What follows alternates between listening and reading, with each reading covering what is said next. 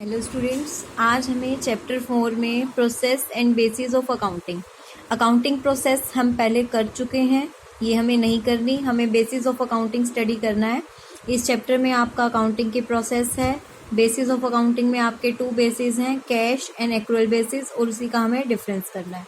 तो process of accounting I think हम chapter 1 में कर चुके हैं, ये हम नहीं करेंगे। आपको पता है सबसे पहले ट्रांजेक्शन्स को आइडेंटिफाई किया जाता है।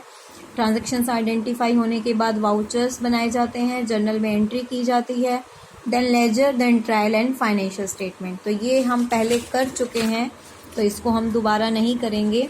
हमारा नेक्स्ट है basis of accounting. Basis of accounting में हमारे 2 बेसिस होते हैं, cash basis of accounting and the accrual basis of accounting. तो कैश एंड एक्रूअल बेसिस को समझने के लिए हम इस डिफरेंस को समझेंगे। आपको इस डिफरेंस को ही अच्छे से करना है, इसी में आपका चैप्टर कवर हो जाएगा। जिसको ये डिफरेंस समझ आ गया, दैट मीन्स उसका ये चैप्टर कवर हो गया।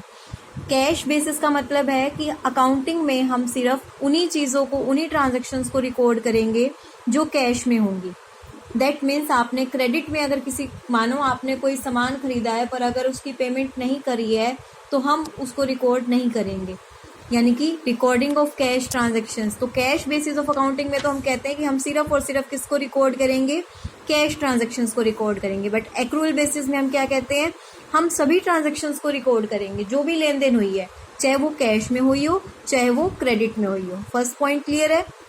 Second, timing of recording of income. As per this basis only those income are recorded. वही इनकम रिकॉर्ड करेंगे जो रिसीव हो चुकी हैं। बट यहाँ पे हम हर तरह की इनकम को नोट करेंगे, चाहे वो अभी रिसीव हुई हो चाहे नहीं हुई। हमने कोई इनकम कमा ली बट अभी वो मिलनी बाकी है, तो कोई बात नहीं, मिलेगी तो सही, अब नहीं तो फ्यूचर में।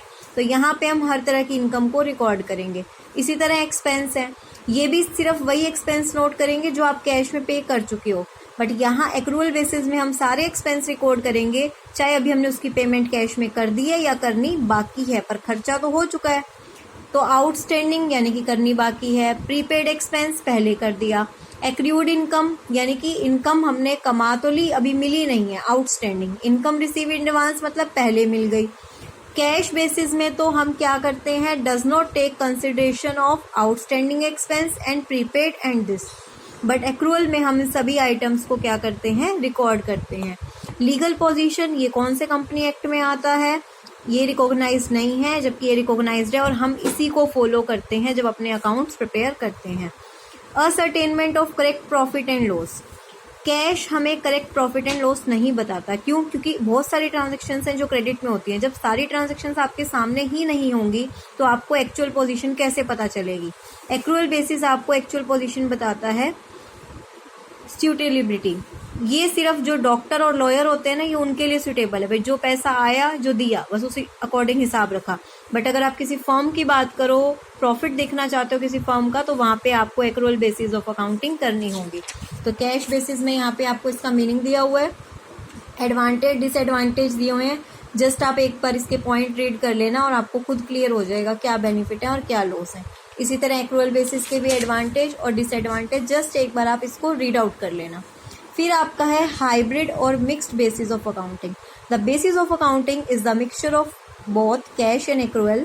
अंडर हाइब्रिड बेसिस में क्या होता है, रिवेन्यू और एसेट्स को हम रिकॉर्ड करते हैं कैश बेसिस पे, जबकि एक्सपेंसेस और लाइबिलिटी को हम किस पे रिकॉर्ड करते हैं, एक्रूअल बेसिस पे। यानी कि कोई कंपनी अगर मिक्स्ड बेसिस कर रही है तो वो रिवेन्यू और एसेट्स को तो कैश बेसिस पे लिखेगी, बट लाइबिलिटी और एक्सपेंस को किस पे लिखेगी, एक्रूअल बेसिस पे। प्रोफेशनल डॉक्टर वगैरह हैं, वो तो क्या प्रिपेयर करते हैं, अपना रिसिप्ट एंड एक्सपेंडिचर अकाउंट बनाते हैं ड्यूरिंग द ईयर। वो क्या इग्नोर करते हैं, ऑब्वियसली बात है, आउटस्टैंडिंग, प्रीपेड, ये सारी चीजें इग्नोर करते हैं। The idea is to claim deduction for this while computing, किस लिए, ताकि आप टैक्सेबल इनकम से बच सकें। ठीक है। उसके बाद हाइब्रिड बेसिस ऑफ अकाउंटिंग, ये अप्रूव्ड है कोर्ट के द्वारा, कोर्ट ने भी इसकी सहमति दी है। तो इस चैप्टर में देखिए क्या क्या कवर होता है, सब आपने किया हुआ है। प्रोसेस आपको पता है, एक्रूअल बेसिस पता है, इसके एडवांटेजेस पता है, इसी तरह डिफरेंस है। तो यही चीज़ बस आपको, ये डिफरेंस ही है आपका, क्लियर है। Thank you.